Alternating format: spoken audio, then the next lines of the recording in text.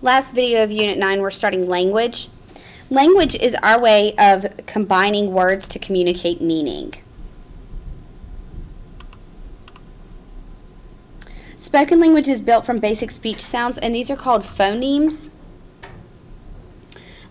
So if we were going to invent a language, like a spoken language, we would need 3 building blocks. And the first one is a phoneme. And these are basic sounds. Again, to say bat, we utter the phoneme b-a-t. Chat also has 3 phonemes. Linguists surveying nearly 500 languages have identified 869 different phonemes in human speech.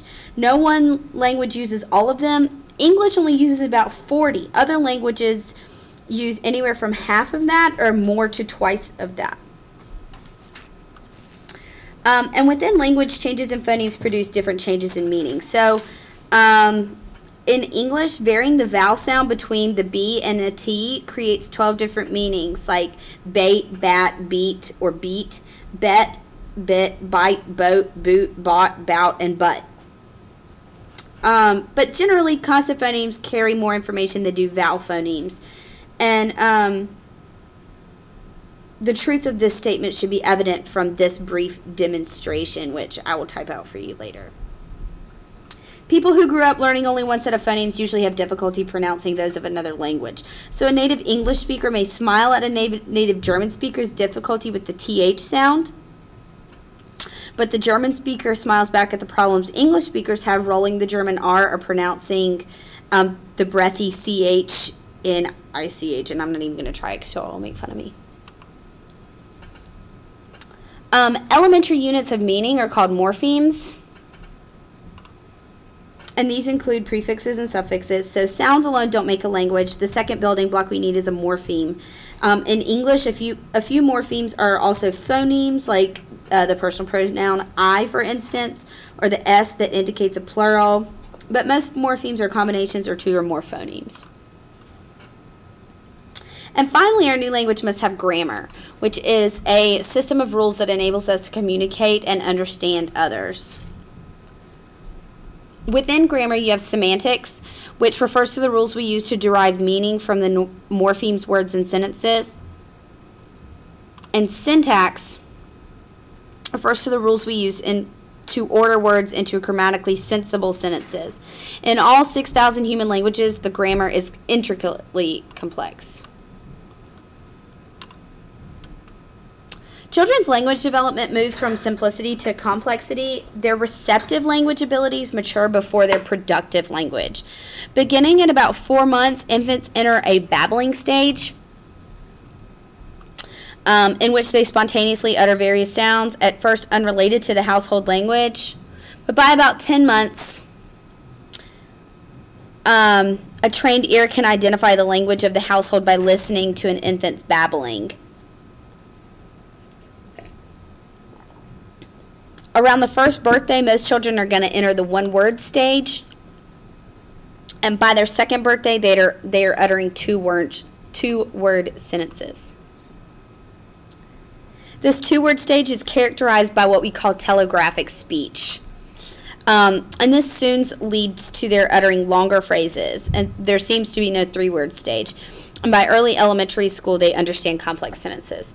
So telegraphic speech is an early speech state in which a child speaks like a telegram, like go car. And we interpret that as to say, you know, they want the car to go. And we'll give some more examples of that. So here's a good chart for you.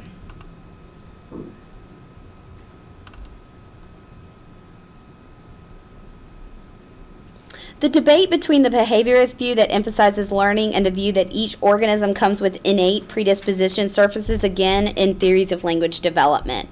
B.F. Skinner represents the nurture side of the argument. He's a behaviorist, so he argued that we learn language by the familiar principles of associations, of sights of things with sounds of words, and imitation of words and syntax modeled by others, and reinforcement, so with success, smiles, and hugs after saying something right.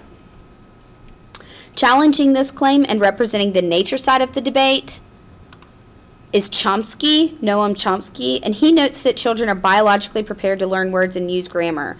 They're born with what he called a language acquisition device, and he argues that children acquire untaught words and grammar at too fast a rate to be explained solely by learning principles. Moreover, there is a universal grammar that underlies all human language, and body language is a part of that. Cognitive neuroscience suggests that statistical analysis that children perform during life's few years is critical for the mastery of grammar. And Skinner's emphasis on learning helps explain how infants acquire their language as they interact with others. Chomsky's emphasis on our built-in readiness to learn grammar helps explain why preschoolers acquire language so readily and use grammar so well. Nature and nurture work together. Childhood does seem to represent a critical or sensitive period for certain aspects of learning. Research indicates that children who have not been exposed to either a spoken or sign language by about age 7 gradually lose their ability to master any language. Learning a second language also becomes more difficult after the window of opportunity closes. So, for example, adults who attempt to master a second language typically speak it with the accent of their first. So what is linguistic determinism? Benjamin Whorf, it was a psychologist that came up with this, and he suggests that language determines our thought. But most would argue that it's more accurate to say that language influences thought. Language expresses our thoughts, and different languages can embody different ways of thinking. Many bilinguals report that they have a different sense of self depending on which language that they use. We use languages in forming categories, and words can influence our thinking about colors. Perceived differences grow when we assign different names to colors. Given the subtle influence of words on our thinking, we ought to choose our words carefully. Studies of the effects of the generic pronoun he and the ability of vocabulary enrichment to enhance thinking reveal the influence of words. We might say that our thinking influences our language, which then affects our thoughts. We often think in images, and remembering how we do things, for example, turning on the water in the bathroom, we use non-declarative or procedural memory, a mental picture of how we do it. Artists, composers, poets, mathematicians, athletes, and scientists all find images to be helpful.